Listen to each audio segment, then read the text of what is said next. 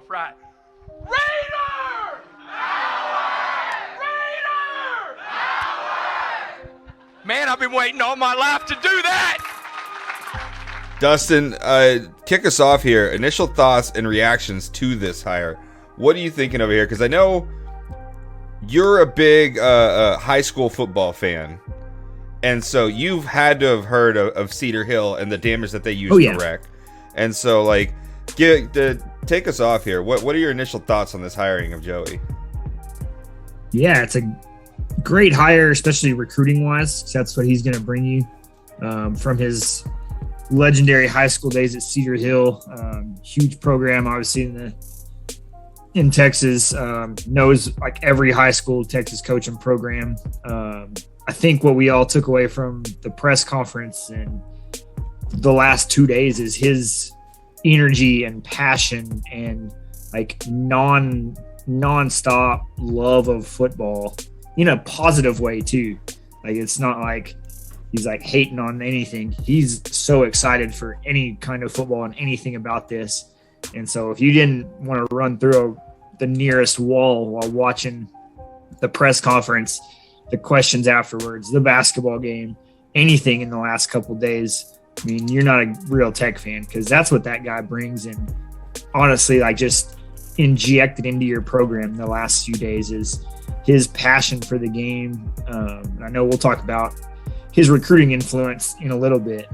That's what I initially got is, I mean, yeah, he's maybe a legendary high school coach, but he's a damn good one at that. Brooks, initial thoughts, man. What went through the Brooks brain on that initial announcement being released?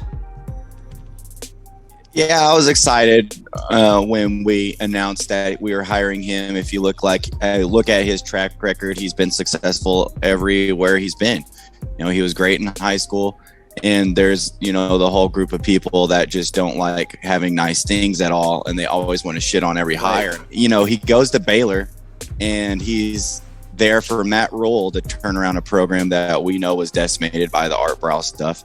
And Matt Rule leaves for the NFL, and Dave Aranda comes in and keeps him, and he's been a part of this Dave Aranda turnaround. Like, he's been a part of two major program turnarounds there.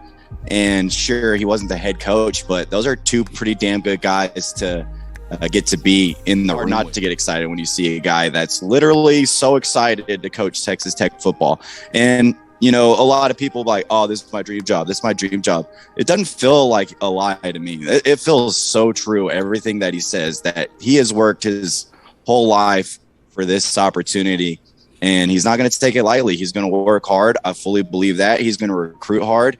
Hell, he brought in 3 recruits before we even introduced him. Usually have hope when you hire a guy, but this one feels a lot different to me. That was my first impression with Wells. I was like, oh, we'll see how that goes.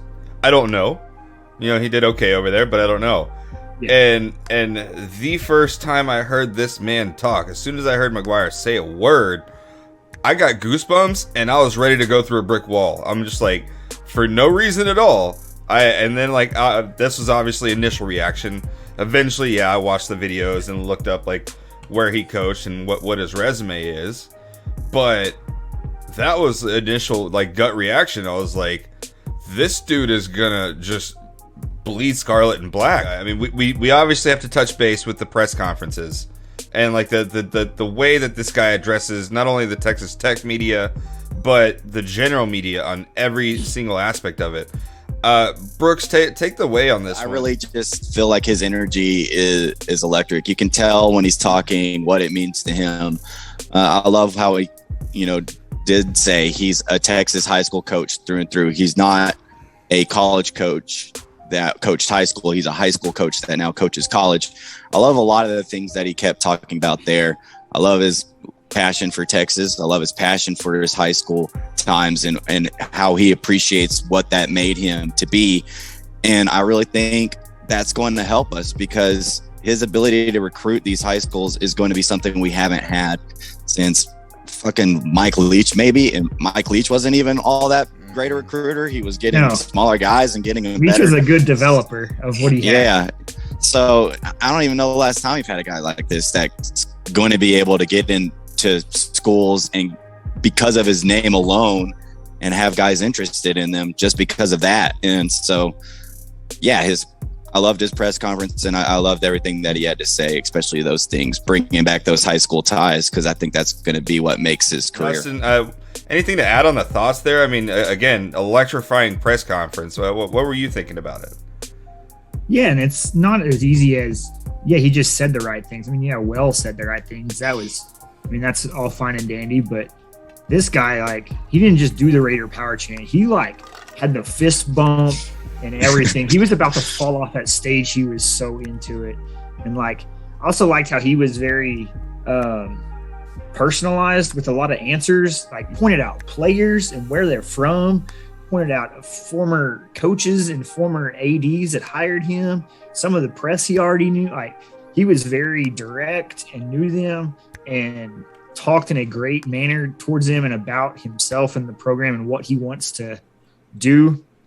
And didn't put anybody down throughout the whole process. My favorite thing I've seen was today. He said, like Brooks talked about, how he's going to be he's a Texas high school football coach getting to coach college now. And he said today, he's not coming out here to embarrass any of those guys. Like, he's representing every one of them, and he's not going to let them down. One more thing on that. My favorite thing, and I mentioned this last week with, like, taking our time in this hiring process and getting rid of Wells now. Now you get to see the fruits of that, because now we have two head coaches in two different lanes. We have Cumbie, who's going to be the football head coach and handle the on-field and the locker room stuff for the next month. And McGuire doesn't have to do anything on the football field. He can go out and recruit and do all that, get to know the locker room, get to know those players. Doesn't have to worry about X's and O's and game plans and practice schedules and all that BS for the next 6 months, almost 3 months, until spring ball starts, which is amazing. That almost gets him a head start on this whole process rather than actually being behind as a new coach. You know? I didn't even consider that. He's going to have all the time in the world to do whatever he wants, and literally what almost a 2-month head start, because while everybody else is still having to coach, having to do bowl games and trips and travel and like practices, and he's just there to just be like, hey, y'all finish this out, I got your back. Or even you look at a rival school like TCU, who's going through something that they haven't hired anybody yet. Well, now we've got our guy who can go in and, hey, let's flip some of these dudes who are committed to TCU. Right. Raider! Raider!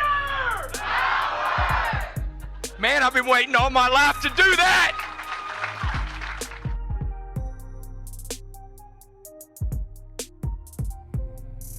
Catch y'all at the next tailgate.